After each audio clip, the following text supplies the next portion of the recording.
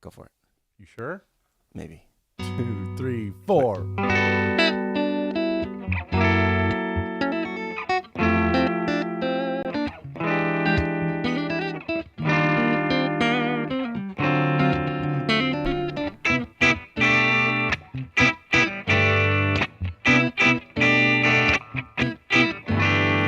Welcome to Eugene and Dylan's Guitar Show. I'm Eugene Edwards over here. That is Dr. Dylan. Everything worked the way it's supposed to work. It's fantastic. We didn't do 8 false starts this time. Yeah, This is great. Well, actually, are you sure? I don't know. I'm sure. It's working, and look at us. There we are. Well, no, I usually see us on a monitor, but it doesn't mean we're live. No. We are as live as... I want to see... Oh, yeah, there's comments. There it is. Look, we got Eastern Oregon, Northport, New York. We got Marilee's out there. Jimmy, we got Fogelman. Sarasota, Florida. Hey, am I going there? I'm going to Florida next week. I don't think. What's the weather like in Florida right now? Maybe Bruce can tell us. Bruce, help us. I guess it's a big state. It kind of depends on where you're going. Oh, well, that's a good point. Rainy Western New York. Well, I'll tell you what. Today's first of all, before we get into today's topic, like and subscribe. Oh, please. And subscribe. Just do it now. Get it over with. It's Insert YouTuber statement here. And I want to say, and then if you go to our Patreon, the link's in the show description. Dylan has done a very kind thing. He's made a kind of a chord melody. Go ahead, show. You can get the PDF. This is Dylan's kind of one guitar version of Peg by Steely Dan. Look at the handwriting. Look at that. It's calligraphy. It's if you take a cotillion class, you will learn this. Yeah, exactly. So it's gorgeous. It's lovely. I can't wait. In fact, can you play the intro by yourself like you were when I first walked in? Because without. Let's see.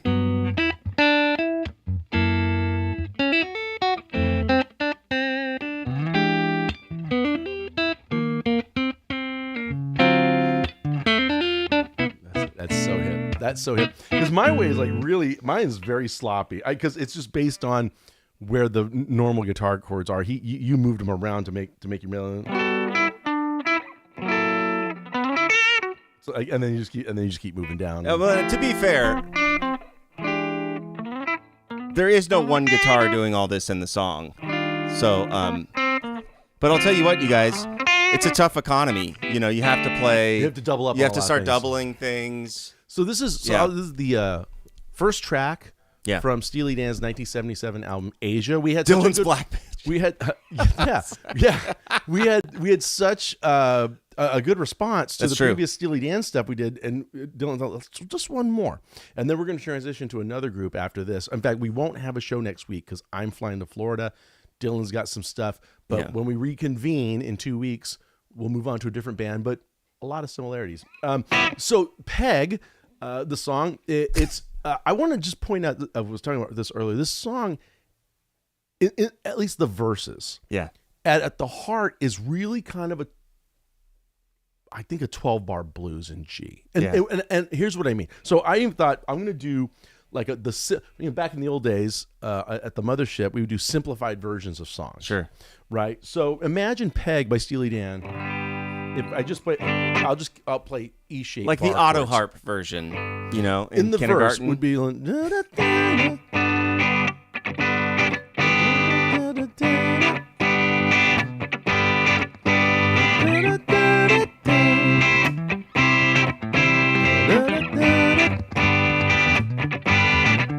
and when you smile for the camera. So that's without any movement at all, but it's just like it's the one chord, go to the 4 chord, go back to the 1 chord, go up to the 5, to the 4, and to the 1. Now we could say, well, there's that ... which if this song has like a main motif musically, that might be it. It's so constant. So that's 4-4-1, 4-4-1. You play the subdominant of each chord. So okay, let's say we just do like kind of a. Even this is pretty simple. Do the blueprint blue.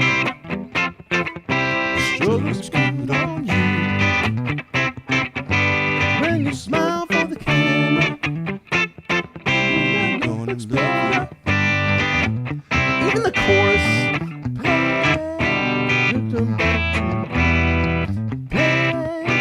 We'll come back to you. Now here we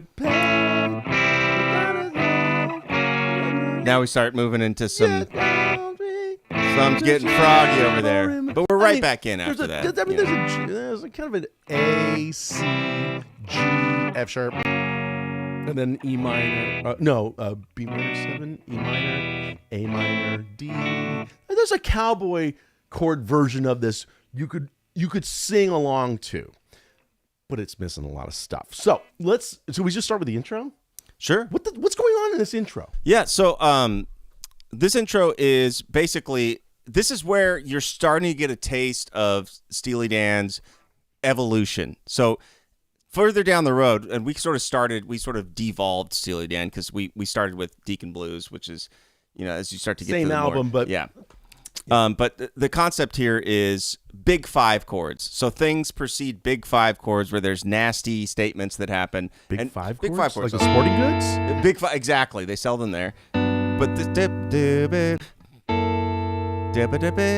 and this whole concept of moving through a bunch of different keys you hear at the beginning. Okay, so we have G9, then F sharp, 7 sharp, 9 sharp 5. Right, and then we have F9, and then the same thing. E sharp 9, and then E flat major 7, flat major. and then D sharp 9. Now, where do we remember this from? So, if we're seeing a pattern here, apparently Donald Fagen was feeling... He just borrowed from himself on the same album. Me. Yeah. What do you think about that? It's very hip. Yeah. It's very Deacon Blue. Well, it's like a theme across the album, sort of a motif, if you will. Was listening. John Waby couldn't figure out if the palm muted sounding picking in the background is guitar. So I believe it's guitar. We'll get to that, actually. We won't forget about that. I'll say one thing. It is incredibly consistent, even for... studio musicians. It's possible that it's synth. It's not impossible. Okay. It sounds like guitar to me, though, too, John. Yeah, I'm going to say guitar. But it's also like a very 80s, late 70s popcorn picking thing to do. Very popcorn. Yeah. It's a popcorn era. So it's kind of this chromatic thing where it's a G, it's a fancy G chord. Yeah. And then it's a very dissonant chord going half a step down. Right. Hendrix chord. And then you go chromatic, you just go to F, down to E, Hendrix chord, E flat, D, Hendrix chord. So it's chromatic. Yeah, some people would analyze this as tritone subs for each one of those. That's a gesture. So, but the point is, doesn't really matter. They're just basically going from the root chord, and then they figured out a jazzy way, tritone stubs, to get themselves to the 5 chord to get the ultimate tension. There. And here comes the big reveal. And that's C major 7, by the way. And it's a G. What do you call this? This is a G. G over B. G over B. Well, but they have like the added 2s. G major 9 over B. And then so the bass player Chuck Rainey does this really and then I love it. Very, very great. And he has a very Motowny bass part in this thing overall. You're right. The basic bass part, I think, that he was instructed to play was just this. Yeah. What's this? What year was this? 77. Yeah. So this is like full roller skates period of time. I mean, the Eagles had to do a roller skate song. Everybody had to have something that's remotely disco. This feels a little disco-y for Steely Dan to me. It's as close as they get, maybe. Well, it's awfully bright and poppy. For Steely Dan. It's very major. Yeah. It's very major sounding, right? Yeah. And then he does this really great. He does some popping in the chorus, which Steely Dan was against. So he kind of hid. Did he really? There's a little making of, and he talks about using that chair long enough, and he says it's kind of happening. It's kind of right for this song. So he put a partition. He kind of moved his chair a little bit, and he says they want. Yeah. Really smooth playing. And great drumming by Rick Marotta, probably barefoot.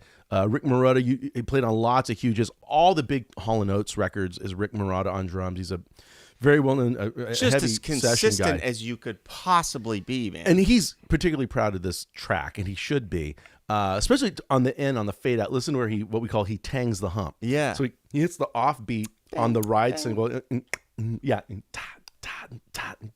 Oh, it's so hip. So yeah, the a little bit of a pea soup on the hi-hat. Awesome. To try to figure, he calls them yacht rock. I don't agree with. You know what? Yacht rock refers to what, like rich people. Okay, I guess we'll have this discussion now. So yacht rock was just a term that came up by a couple of comedy guys on YouTube. They just came up with this skit about yacht rock, and so it's not as though at the time, late 70s, early 80s, where Steely Dan, Doobie Brothers, Christopher Cross, Kenny Loggins. Some people would put that Jerry Rafferty record in there. Okay. Starts getting Toto. Well, so the idea here is these are kind of like soft rock hits, basically. Yeah. So it still falls in the rock and roll category, but a lot of major seventh chords. Yeah. A lot of suspensions. Like harmonically, it's pretty like broad. It's getting dense too. It's getting pretty dense. And really high level playing. High level session musicians. Yeah. Basically, there's no danger or there's nothing rough around the edges about this music. Yeah. Okay. So they made and frankly, a lot of these guys at this point could probably afford yachts, and a lot of this music is kind of very laid back in general. So I think you just envision, and a lot of these artists on their album covers, they're in Hawaiian shirts and white slacks. That's true, and they're all in Miami, and it's just sort of like, oh, life looks good for them. And I'm from that era, I'm a little more attracted to always having more like Elvis Costello, The Clash, stuff that was rough around the edges, but that's just me. So yacht rock. Now, Donald Fagen famously argues somebody did a documentary about yacht rock, and they contacted Donald Fagen, and he said, it. "No way." Well, his words were much stronger than that. Oh wow! Because the guy has the recording of him. Yeah. He says, "Why don't you just go?" He tells him what to do with himself. Because it's to some of them is a bit of an insult. So like, well, no, it's like this is not music for listening to on a yacht. Well, it's a collapsing narrative. Can we say that? Whatever it's a collapse. Well, no, it means when you take like a group of anything and you just collapse it into something, and you. Yeah, and I guess soft rock, almost inherently means there is some complexity to it, and to some people that's kind of like this is where rock music kind of got a little off the dock, if you will. So anyway, but so that's the little spiel about yacht rock. Do what you will with it. So we finally get this like big 5-chord. And we get this main motif of C sharp major 7 to G 9, if you will. That kind of beautiful. And then the verse is very simple, actually. It's really kind of just this 12-bar thing. So we run through it once, and then doubles up right away on the record, right? I should have written this down. Where am I? I have to sing it to know where I'm at.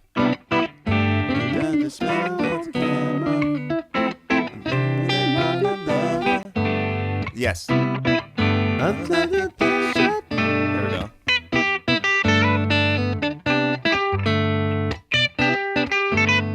Oh, you do hear that part where... Oh, keep going. You jump so.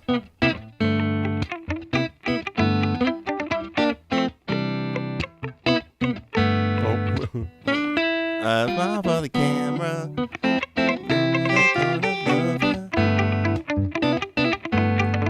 Now we get to the chorus. Hold on. So now the chorus has some really beautiful changes, and of course we have. So it's called Peg. Now there was always a theory. So many theories about Steely Dan. Well, they're all tawdry too. A lot of mysteries about these guys. Just like Ricky Don't Lose That Number is not that complicated in its lyrical background. Yeah. There really was a woman named Ricky that Fagen tried asking out, even though he knew she was married. In this song, Peg, a lot of people thought it was about this actress named Peggy Entwistle. And she was famous. When she was, I think, 24 years old, and this is like in the early 30s, she committed suicide. She jumped from the Hollywoodland sign. Which is no longer the Hollywood land. It's now then. just Hollywood. So she committed suicide by jumping off the sign, and she did this very shortly before her first movie was actually going to be on screen. Oh, so wow. she was like this tragic figure. So I guess there's talk about movies and Take Your Picture and Peg, but Fagen says we just really needed a dotted half note. We needed a dotted half note. We needed one syllable. Peg as a syllable and name just works as well as anything else. I mean, honestly, the girl's name could have been Sue or May, but it was Peg. Now, we do know those guys are really, ask Michael McDonald, they're very specific about pronunciations and vowels. And so they probably chose this for the plosive of people. Who knows? Also, probably thinking Michael's probably going to sing this because that is Michael McDonald's sing. Back to you. It's like, what word is going to sound great in Michael's mouth on a dotted half note? Much like they always, like these guys would hear a record and hear a great drum track or a great bass track or a great guitar solo and say, who's that? Who's playing on that? Let's get him. Yeah. And let's see if we can come up something, or maybe let's see if we can get him to do this. They were no different with Michael McDonald, really. You know what's really cool about today is, so this was by the time this album came out, this was a group that had, the two of them had written for television and for film, and they had some Barbra prestige. Streisand. And so they were already relatively established, and they could make calls like that and get record companies to pay people. Here's what's awesome about today's time and place. Okay. And recent experience of myself. You can call people now who you see on Instagram that you think are love gods and goddesses of their instruments and have them play on your tracks. Oh, yeah. For a relatively reasonable fee. Well, a lot of those folks, they have a recording set up right there at their place. So I think all of them do now. They could live. I mean, what was it? Was it Justice West? You know, I don't know if he still is in Kansas City, but he was. Justice, right? Just like I'd call him in a heartbeat. And when he would do the Fipple, he would do Fender Play Live. That he was at his console where he does all of his recording and his tracks. He just had a camera. It's sort of compulsory now that you can do all that. Yeah, sure. So I mean, there's an interesting, equalization. Some sort of flattening. Like the gatekeeping is out. Yeah. Some of the return might be out, but the access is in. A friend of mine who's a hobbyist guitar songwriter. Yeah. He made an album and he had like Steve Naive play keyboards, piano. That's the guy who's been with Elvis Costello since the beginning. There you go. Like he got members of X. Yeah. Because they're all for hire. They'll do it. Exactly. Like, yeah, send me the tracks. I know Rami, who plays, well, he's in the Foo Fighters now, but he was in the Wallflowers forever, the organ player.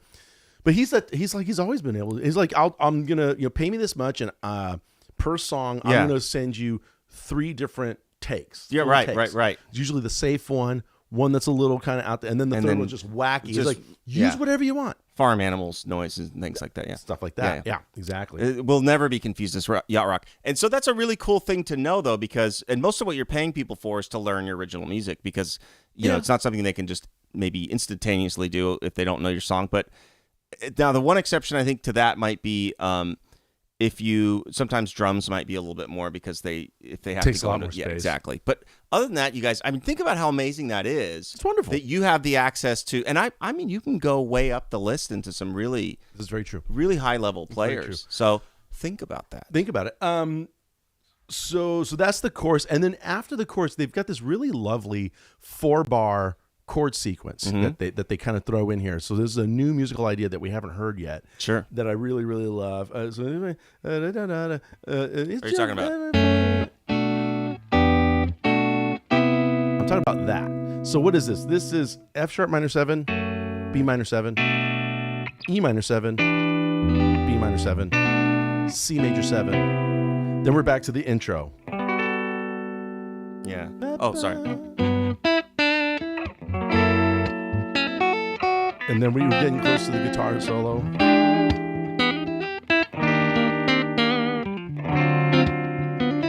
Sorry.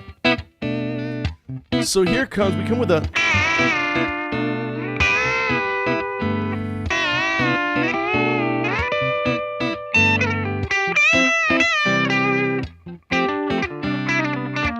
Sorry.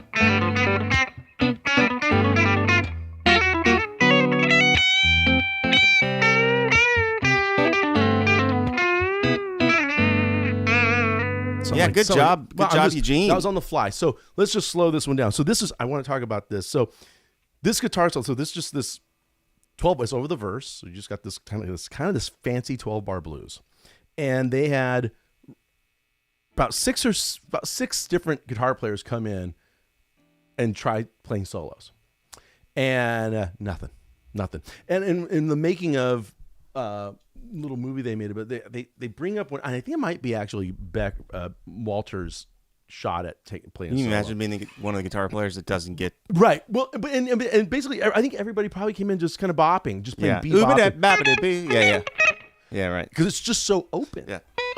So Jay Grayson, who was one of the top session guitar players around, he gets his opportunity. Now at the time here's the gear for the solo. It's an ES335, it's definitely bridge pickup, I would assume. He's going through a heavily modded Fender Deluxe, right? Much like we were talking about how Jeff Skunk Baxter had one on Ricky Don't Lose That Number. Riviera, this whole Mesa Boogie early period. Usually it's a modified, so there's an added gain stage on the amp. It's a pull-out knob. He's got one of those. Yeah. He also has a Dan Armstrong orange squeezer, which is a stomp box. It's a compression pedal. In fact, sorry to go back. Those are still... Well, the original ones I saw one on Reverb. They're a few $100s, and they make many reproductions. And other companies kind of make. It's a very aggressive compression. Yeah, pedal. right. It's really pushes hard. In fact, you can actually count on it to actually get some drive. It's like that squashy. Back to Ricky, Don't Lose That Number. And I was saying I knew that he had a modded Strat of some sort. I asked. Watch your toes. I'm going to drop a name. I asked Billy Gibbons the other day if he happened to know what was with the Strat, and he said, as far as I know, well, obviously Skunk does his own pickups, but he also had a Dan Armstrong squeeze box. That's what Billy called a squeeze box. So the first ones that Dan Armstrong made were actually attached to the guitar. Sure, it was a compression switch that was hooked on there. Then he actually made it as a stomp box. Yeah. So you can look those up. Jay actually has a stomp box, so he's got. Again, ES335 going through the Dan Armstrong compression pedal, going to a modded Deluxe, clearly with the gain stage pull. It sounds like compression and like a light fuzz, but it's actually just the modded Deluxe. So that's the tone. That's our tone corner. Yeah. So he first sits down. It's going to be difficult to reproduce that exactly. Well, no, just. I mean, you can get something close now. But, compression and distortion. Compression and gain. So, it's like, okay, it's Jay's turn, basically. He goes in there, he's listening to it. And he says for the first hour, he too is going bebop. Right. He can't help it. And then after an hour of that, apparently Fagan says, think more blues. Huh. Now, here's what's really interesting. So far in this song, in our major chords, C major 7, G9. And then we even modulate that up to F major 7 to C9 for the chord. And go back to it. Now, as much as we're doing this, and this is clearly in G,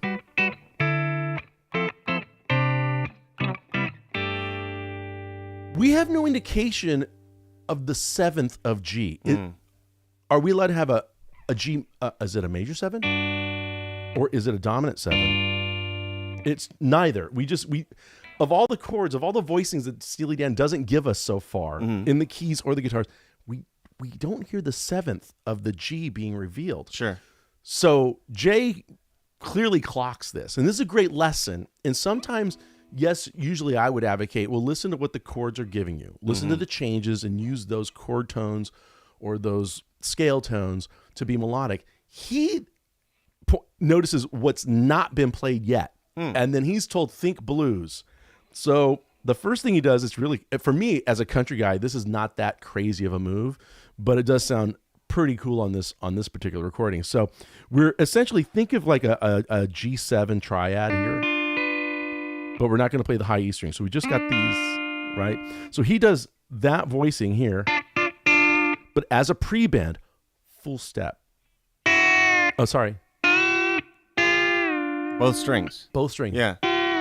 It's really hard to get it exact. He does. And then kind of same thing. Oh, sorry. So this is like a really crazy kind of double bend move thing, and it kind of really throws us off the track a little bit, right? Because we heard popcorn and slapping, and everything's kind of groovy, funky disco, and then this just this sort of weird pedal steel-ish, but not thing happens. Right. Yeah, quasi pedal stuff. And then it goes to the 4 chord, and he does a beautiful thing here where he just targets his actual chord tones. Sure.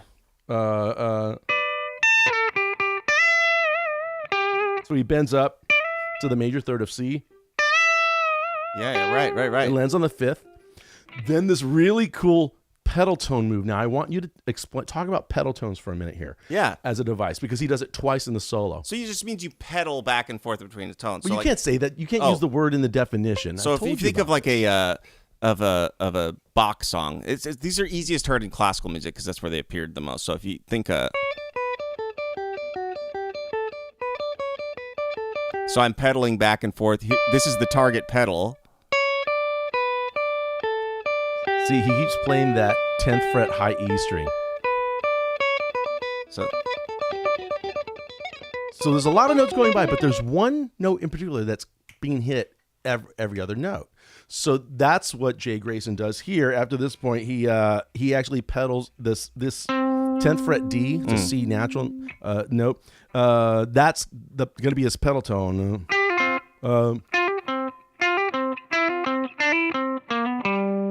Something like that. So, and this is, by the way, this is a bit of an awkward lick in a way. It's not necessarily the most intuitive. Right, because you're right.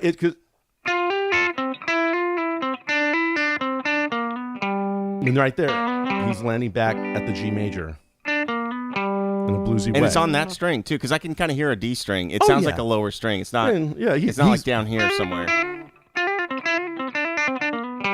Yeah, so that's a really, you could tell you played guitar for a couple hours in the studio and went, all right. By the way, this guy Jay Grayson, his father was an actor, had a TV show here in LA. He grew up in LA, been in music and just showbiz his whole life.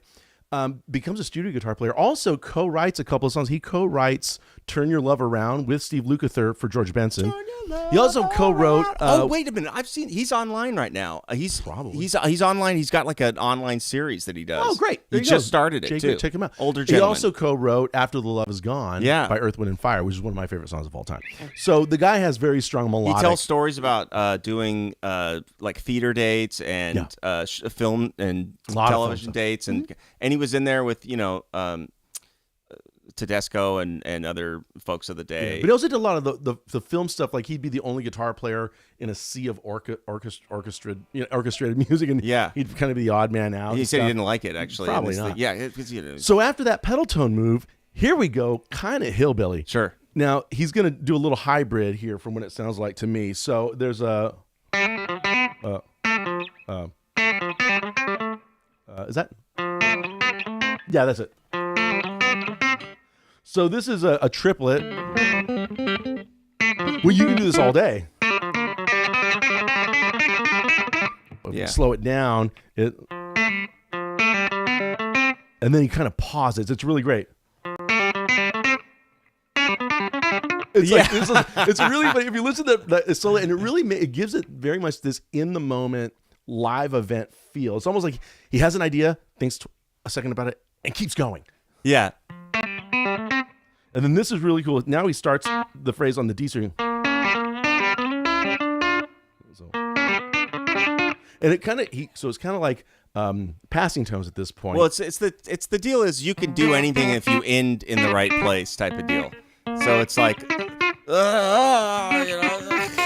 But he's just creeping into it. And then now we're going to get to the 5 chord, and he does this really fast run. But what's significant is he does address the A major, the subdominant here, in this this right here. We hear a C sharp in that really fast run.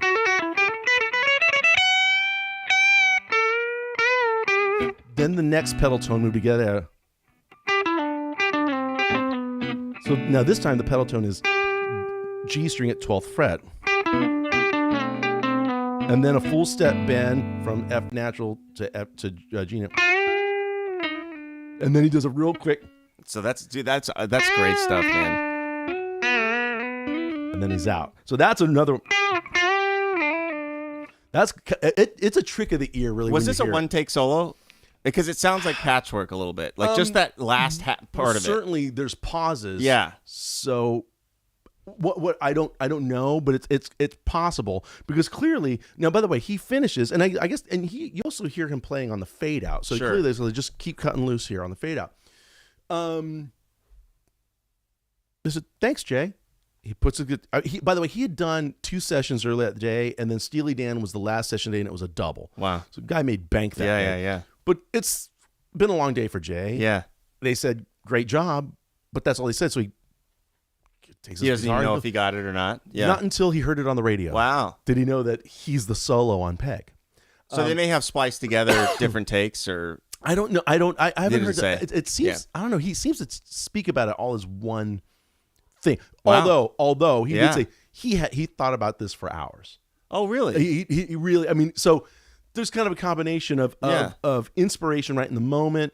But what's interesting about the solo, to me, and you were saying earlier how it's kind of pretty Jeff Beckish. Oh yeah, very much so. What's really Beckish about it really is that there's no cliches.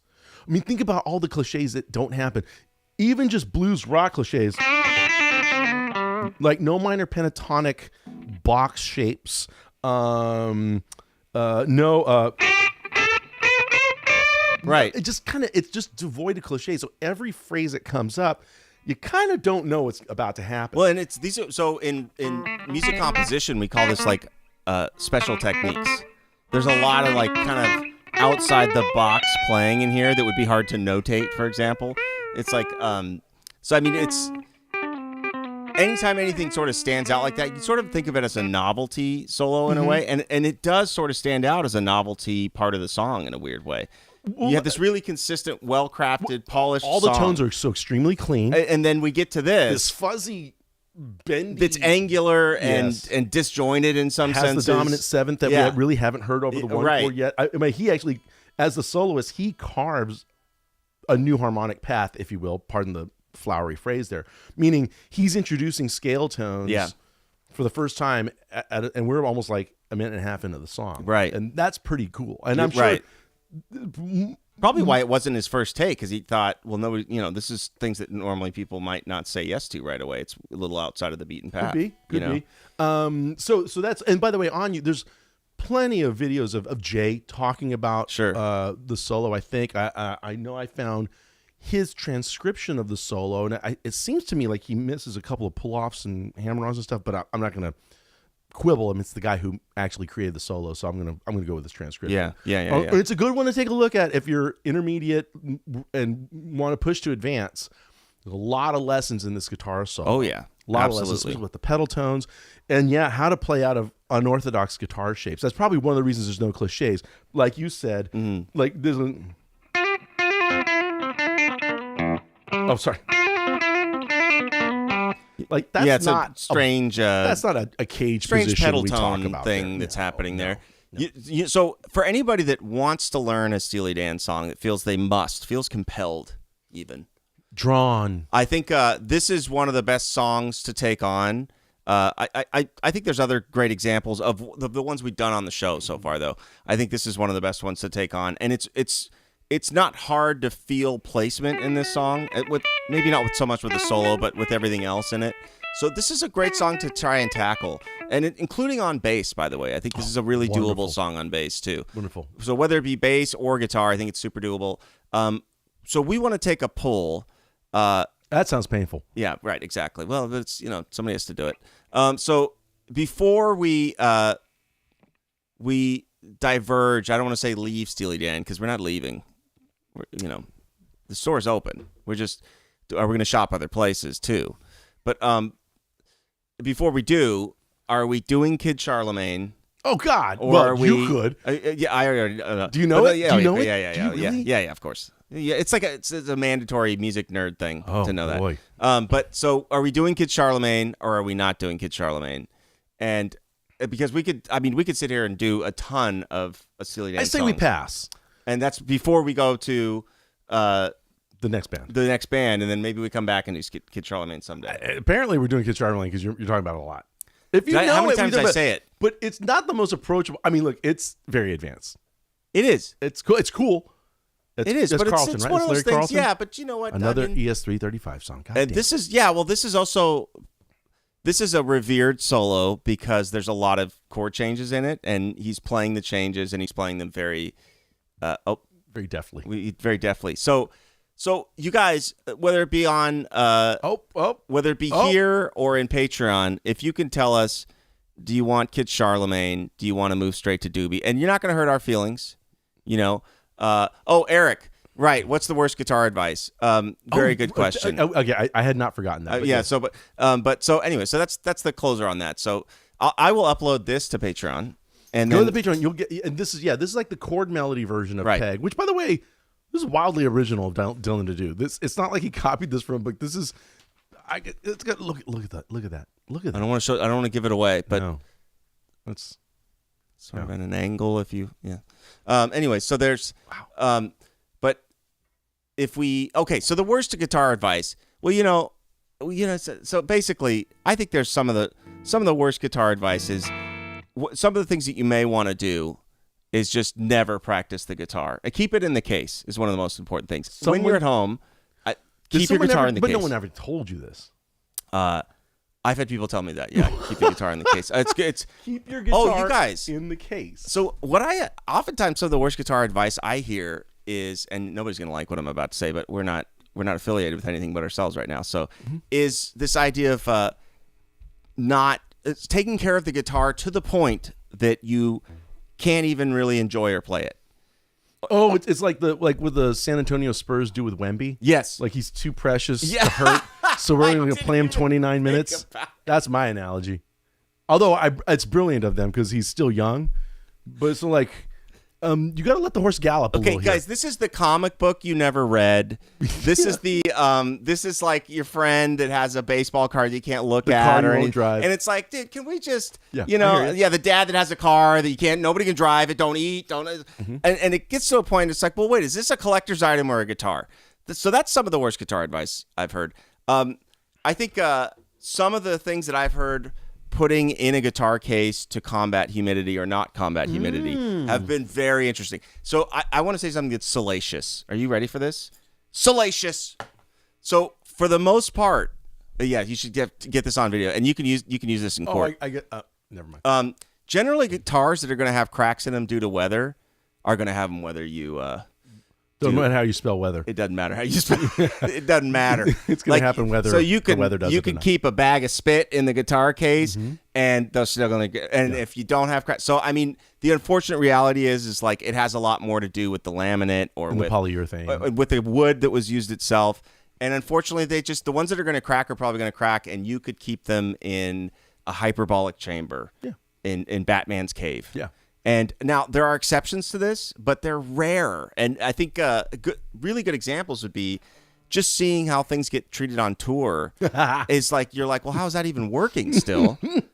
I mean, we have really heavy duty cases, and there's many hands to carefully put them in cases. And but did you see that footage of the LAX? I did. Baggage guy. Have you guys seen the footage stuff that's going on? Yeah. Actually, that to me is the most value. That's the best guitar advice I could probably ever give anybody. Is like, just watch this footage over and over again. And by the way, those guitars, they'll probably still play. I think they'll be fine. I think they'll be fine. I really didn't panic that much. If you haven't seen it, I mean, Chris, there's security cameras everywhere. So I don't know what this guy's thinking. Had a bad day at work, I'm sure. And he's just taking guitar cases out of those haul trucks and just tossing, but violently throwing them like with a grudge, clearly. Yeah. And they're clearly gig bags and guitars. Like you can't maybe he's one of the guys that took the 5 solos that didn't get picked on Peg. And he's Jake Grayson. Yeah. Jake Grayson. The orange squeeze box. But you know what though, you guys. That said, if you want to, if you love your guitars and you want to keep them shiny, by all means. But that was something I could never say back in the day to people. It's like, you know what? I think you should just leave this thing on the couch. Let somebody fall on it every now and then. Well, okay, so this is interesting. So this kind of ties into something. This is not bad guitar advice, but this is something that because I had a long hang with Billy Gibbons this past weekend, right? And it's funny, like it was for a long time, sure, at one of the venues, and the whole time I thought, well, surely someone from his team is gonna like take him away. Sure. Or someone from my team, like a handler, take me away. Sure. No one's going to allow me to have this much time with him. No. And then it occurred to me later on, I was like, oh, I think everyone in his world has heard all these stories so much. And I'm raw meat to him. I'm just wide-eyed asking questions, listening. Yeah, and he's like, we got a fresh one over here. So I went through his guitar rig he has right now, right? So this is kind of the opposite of what we're talking about in a way. Because, okay, because throughout the show, he's just being handed numerous guitars. And if you really pay attention, though, there's no difference in the sound whatsoever. Like, whatsoever. So, one of the first things you want to show me, because there's this guy in Idaho, last name of Bolin, Bolin. Huh. I'm making Bolin guitars, and he's making these guitars, and they're real wood, but it's lighter. It's light as a piece of paper. Oh, it's wow. crazy Wow. light. The Like wood Paulina is like wood? Paulina? No, Polonius. Something. Paulina. It's like, Yeah, it's like, so he hands me. It's like in the shape of a telly. Yeah. He's got one guitar, and it's just got a single humbucker in the bridge, right? And interestingly enough, he pointed out, but it's a Gibson scale length, so it's the Fender scale length is just a little longer than a Gibson. So it's the scale length of a Les Paul. And the humbucker's right here, but it's a telly shape. So Billy Gibbons, his 1959 Sunburst Les Paul is named Pearly Gates. He got it in, I think, 1968, because he got it in a trade. He had a Cadillac with a pearl paint job that was called Pearly Gates. Yeah. He traded it straight across for a guy in Texas with a guy who had a 59 Paul. Oh, yeah. Wow. Done deal. Yeah. And that's essentially the guitar we hear on all the classic ZZ Top Really? stuff. Yeah. Now, Pearly Gates, the guitar, has not been on the road in he couldn't even remember the last time it was on the road. And Billy tends to remember everything, but he just said, oh, it's just been forever. So they took Pearly Gates, he played it, and they got an analyzer to measure all the frequencies, like just kind of, okay. So, and the analyzer is in a rack at the side of the stage. Yeah. So I said I had heard that all the pickups in the guitars were specifically made to match the bridge humbucker and Pearly Gates. Oh, wow. He says, yes, but with I think a slightly looser winding, so the output's even a little hotter than that guitar naturally does. But essentially, in terms of tone, yes. So he says, so for every guitar that's handed to him, though, that guitar goes through its own separate rig, so that it can play to match the analyzer of the original Pearly Gates guitar. And he and his tech demonstrated it for me. He says, take this guitar, and I play, and then it's like, oh, and by the way, the guitars are hot. You barely touch them, and they're just like, and do they have the 8s on them? Do they have 8s? Yes, they have 8s. Oh my god! Lightest Could you even play it? I was out of tune. I had to like temper myself, because I was like, oh shoot, because I just pressed too hard and it goes a little sharp. He has the softest touch now. He must. So anyway, so he says, so for every guitar, he says, we hit this pedal board and it does this, and so each of them can sound like Pearly Gates, because they are a little different than themselves. But and then he says, now people would ask, why not just play the same guitar? And then he says, well, because we want to show all our shit. Well, the fuzzy one, right? There's the fuzzy one. There's the fuzzy one. It's just like a bunch. There's like a legs, I think, at some point. So a lot of kooky guitars, and they're all just designed to sound like the exact, just one particular sound. But let's show the stuff. And I thought there's a bit of showbiz to this, like that, which I really, really liked. So yeah, there are guitars sometimes like, well, we're not going to travel this one anymore. So some other advice would be, if you make guitars that look like fuzzy things and legs and different, it's a leg lamp guitar maybe from the Christmas Story, like, you make sure that they all sound the same. Make sure that they all sound the same. Yeah. And use whatever means necessary. That's smart. Yeah. That's a good one. Other bad guitar advice. What's some really bad guitar advice you've ever gotten? This wasn't particularly bad. This is a little autobiography. Yeah. Growing up in Yuma, Arizona, where I did, there weren't like a lot of guitar players, but my dad had friends and they'd show you stuff, and it was all very valuable. And then when I was in high school, one of the first bands I played with, someone had said how their previous guitar player, who everyone thought was just a wonderful player, probably was, how you could not play the lick to "In My Life" by the Beatles without a capo. Had to have a capo. And I just believe, because they're adults, and I just believe more of a spiritual thing. I just thought grown-ups know stuff. So they're infallible. So here's, and then one day I was, I'm not even sure. I don't think they even use a capo on it, right? No. So where was he? Well, you just do it right here in first position. Yeah.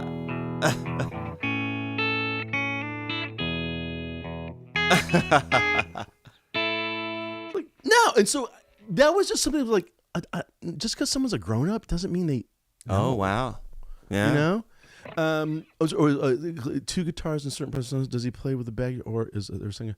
No, it's all him. Don't forget that. So Elwood's bass though is going through Magnatones and Marshalls. Like it is like a distorted bass sound. So Elwood can easily play power chords and sound like now they do have a guy, and you can see him from stage, I think, who's triggering. There are certain sound effects and samples, like there's like a sound in legs, and there's like this. Well, legs especially. Yeah, there's just imagine. a lot of so and of course there's that synth part that on a lot of the Eliminator stuff. So who's playing that? Well, there's a guy with the keyboard. There's somebody over there. There's Okay. just someone over there. Yeah. Hey, at least it's not a track, by the way. No, You know what I mean? it's just triggering sounds. Yeah. But no, it's I know that there's always a theory that also the fact that, like I said, the guy's just barely moving his hand. But I tell you, these guitars, those pickups are so hot, you can't hit those guitars hard. Oh, I know about guitar advice. We'll fix it in post. That's a good one. So if you record at some point, if you ever go to a studio and record, and they're like, that's all right, man. We'll just fix it in post. Not a good idea. I would try to play it correctly there with the rig set up.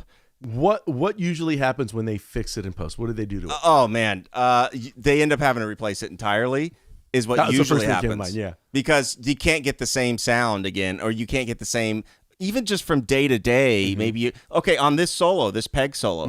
If this guy had played this solo on a different day, the main thing that I hear when he's playing this solo that I notice as a guitar player, his hands were like probably really like. The room or the humidity in the room allowed him to do some really clean sliding. Don't forget, on it. He's probably been playing that guitar for 2 hours straight, all day. 2 sessions. And it's got human juice all over it. Before this session. So in the same cold day, read and it was out a of that? double. Are you kidding? You're going to get warm guitar. This player is really warmed up. So do you see what I mean? Real Like, command. we're going to fix that in post? Of the pitch of the. Yeah, fix it by somebody else fixing it. That's right, Eric. Good point. Yeah, and I would say maybe another bad piece of advice is for recording, play everything yourself. I think it's almost dangerous to do that because you'll let somebody else make a decision in their playing that you will obsess about, and there's great examples of this. Like Trent Reznor's Downward Spiral took about 4 years longer than it should have, and he says this because he did so much of the work by himself, and not everything, obviously there's other players on it, but it's like hiring people that are really great to play parts who make decisions and commit them to tape. Good idea.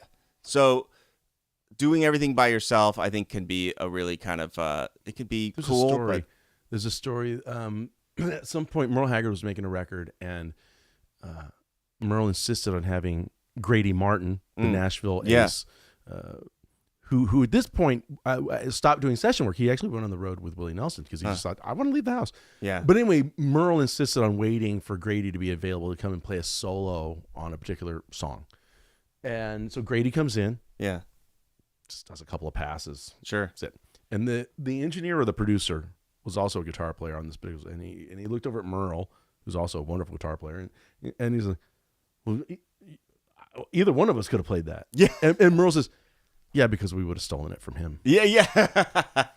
And Merle is already these 3 heads. He was 3 steps ahead. Like, whatever you and I we've been channeling. We would have just tried to play a Grady Martin thing, and I'll just wait for the guy. So other things so this is more for guitar students, especially young guitar students who may or may not be watching this, but teaching young students that are in college studying guitar and want to become big famous guitar players.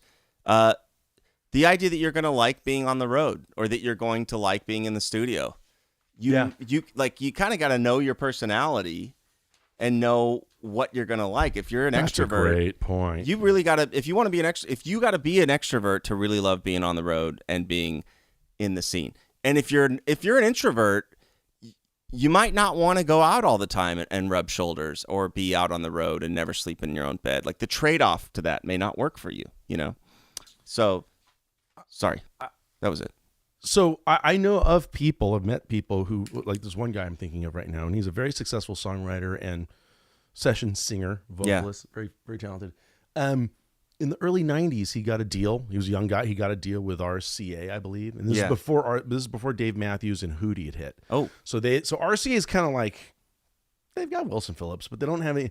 And they get the singer-songwriter, and he's excited. He has a great deal. They make an album. They cut it at Ocean Way, and sure. Joni Mitchell raves about it. Rolling Stone gives it 4 stars. Yeah. They go on the road, and by the time they are halfway across the country, our guy realizes, I don't want to be the act.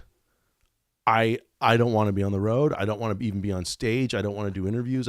But he didn't know. He really didn't. You can't know until he really didn't know. It seemed like this is my destiny. It seems like this is the goal. And then once you were actually out there doing it, he was like, I just want to write tunes. Yeah, or I want to, And so so now he saved himself basically. He just pulled out it. He just like did the dates he was committed to. Yeah, and then just got out of everything. Now, essentially, and it became again very successful in the music industry, but not in that role. Right. And I credit him. Who is it?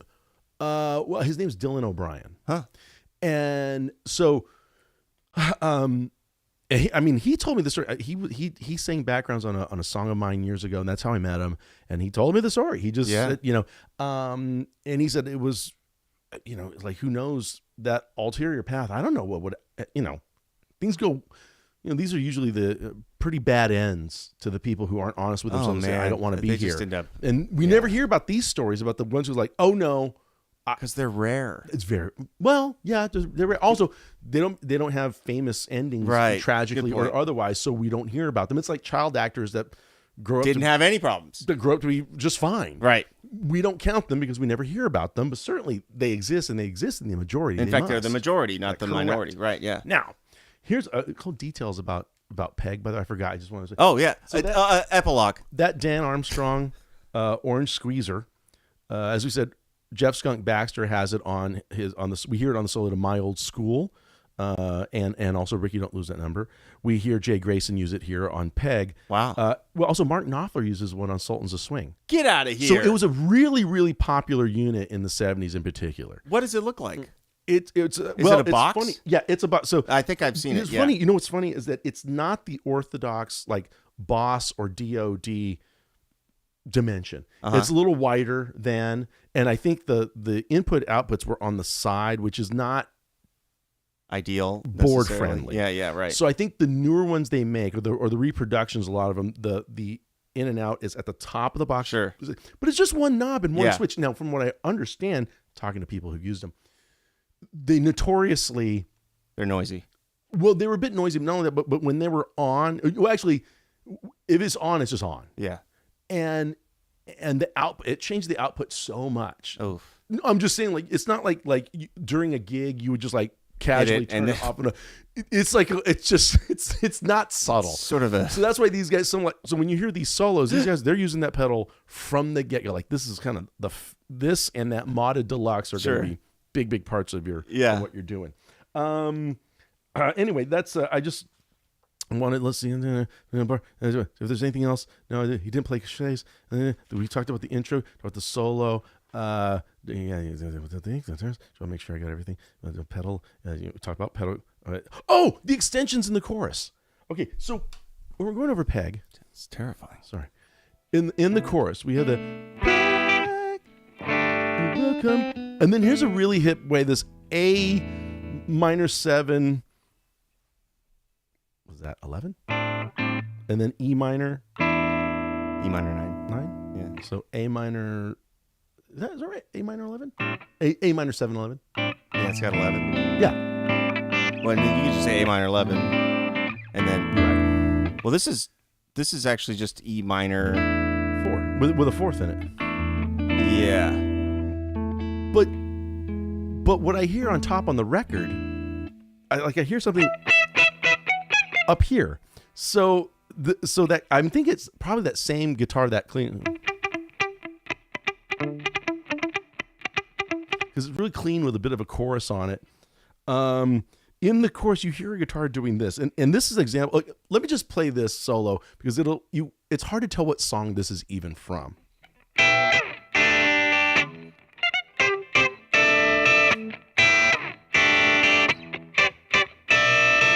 And then what's the next move? I'm trying to remember now. It's a.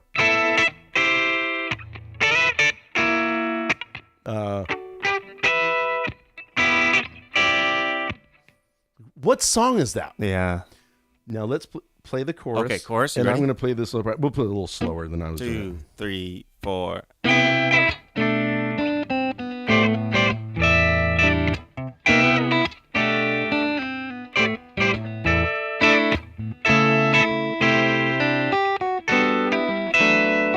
Oh, sorry. Can we start that over again? Which part? The whole thing? chorus. Sorry, I just You guys realized. see it? And take 2. Here we go. That's good 3, enough. 4.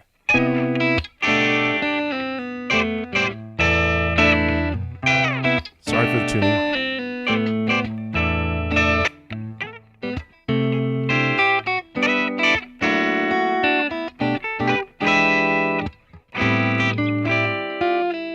It's just weird. It's just weird. But it's almost like this guy's, whoever this is, I don't know who played this guitar. It might be Becker. He's playing an alternate version of each chord as much as he can. He rarely is playing the root, or He's getting paid by the extension. over that Yeah. A minor chord. He's playing a C add 2, which that's related. Sure. Sorry, it's driving me nuts. And then over the E minor sus, it's a D add 2. So those are. So you said.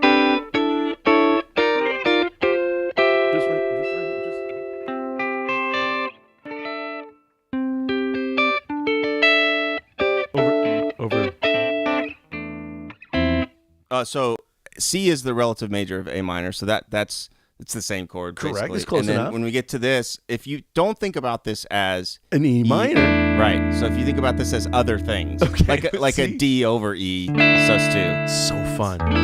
It's so hip. Yeah. And then over the A major, he's just doing. So this is like an A, but we'll add 2, right? Yeah, that's a pretty. Then C6, and then this. That's the F sharp. Yeah, that one. And then. I think that might be Walter Becker because that's So kind of how he played. Yeah, right. You know what I There's mean? always this. Yeah. That's just really. He had great upper extensions. So it's hard if you hear that song. If you hear a band playing the song, look. At this point, you need many instruments on stage to kind of cover all these parts. I gotta say, if I'm hearing a band do peg and I don't hear that little chimey weird thing, it would throw me off. You're gonna be a connoisseur at this point. I guess so, but do it be like, or I'd be. These are really hard to cover as a 4-piece, man.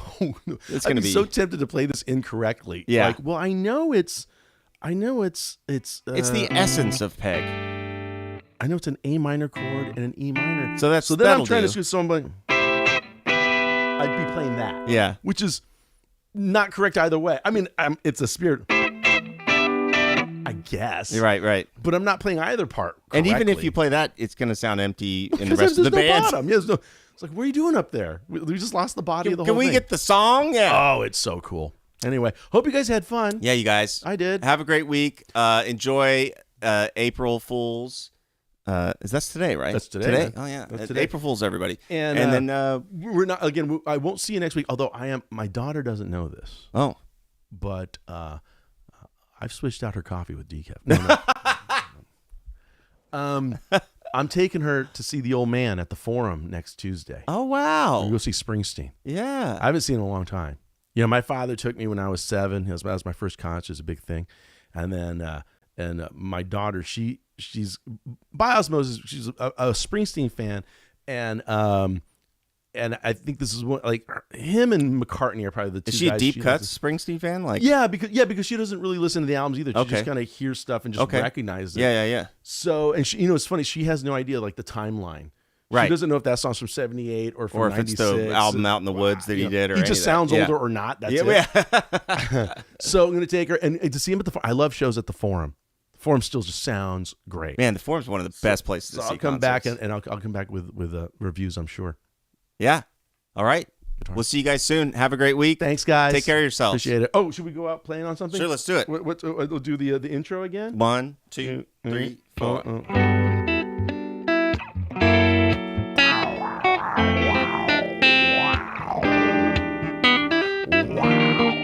Flanger.